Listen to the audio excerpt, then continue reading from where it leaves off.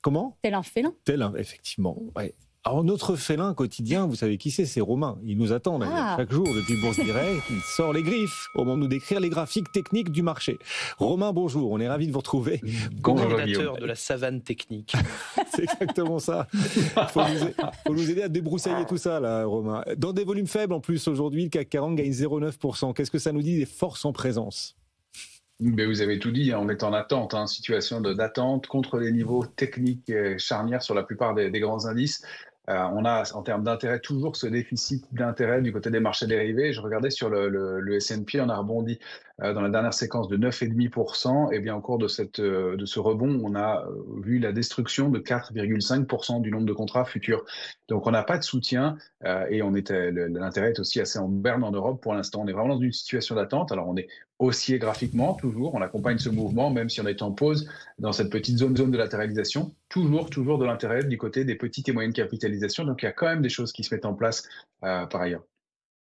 Et des signaux techniques à suivre et surtout d'allier. Quels sont les prochains seuils qui, à vos yeux, ne devront pas être ratés, qu'il faut tout de suite avoir dans le scope pour anticiper les éventuelles accélérations à la baisse ou à la hausse à venir? Alors, si on regarde l'indice CAC 40, c'est 7564 sur le futur CAC 40, le contrat à terme, 7726. C'est la sortie de cette zone qui nous en dira vraiment plus sur l'évolution dans les jours à venir. On peut dire aussi en termes d'intérêt qu'on a un ratio de couverture qui est très, très complaisant en Europe. On est vraiment passé de la peur à la complaisance forte en Europe. Donc, attention à de mauvaises nouvelles qui pourraient bien surprendre des opérateurs qui sont très optimistes. Aux États-Unis, le ratio de put-call est plutôt équilibré. En revanche, pour les niveaux, le DAX, c'est le plus proche, c'est 23 200 points, mais on n'a aucune alerte. La première alerte est lointaine, c'est 22 765 et la prochaine cible, 23 485. Sur le S&P, on est dans un range dont la borne basse et le premier niveau d'alerte est relativement lointain aussi, c'est 5 492 points. Et le niveau de réactivation haussière, c'est 5 686.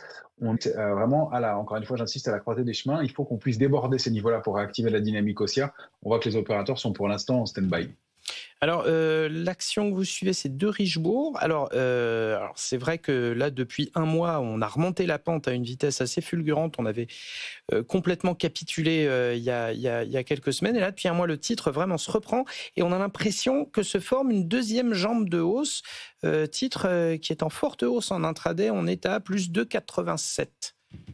Exactement, c'est tout à fait ça. Une deuxième jambe de hausse qui se met en place. C'est un titre qui était bloqué sous un gros niveau de résistance à 5,43 depuis mars 2023. Et le trou d'air, le rattrapage récent, lui a permis d'aller déborder puissamment ce niveau et d'atteindre et de rallier cette nouvelle résistance à 6,07 qu'on est en train de préserver pour l'instant.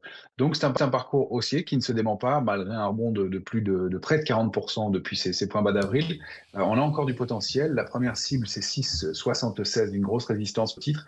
Et puis, l'extension suivante, elle est située à 7,12. On a encore de la place. On peut même envisager d'aller rallier un niveau de résistance qui est proche des tops à 7,78.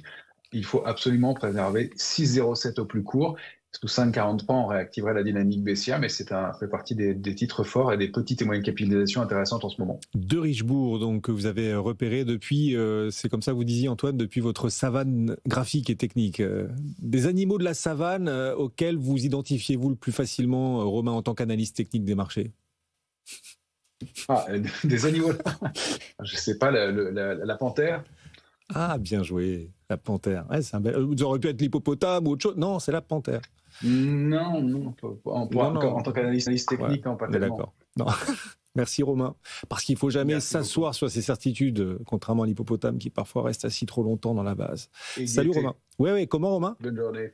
Et gaieté, effectivement, comme une panthère. Merci beaucoup. On reviendra à la clôture des marchés tout à l'heure. Au moment, vous savez, où le soleil commence à baisser, c'est aussi le moment où les félins sortent justement de la savane pour commencer à chasser sur les marchés. On sera ensemble donc à 17h35 tout à l'heure.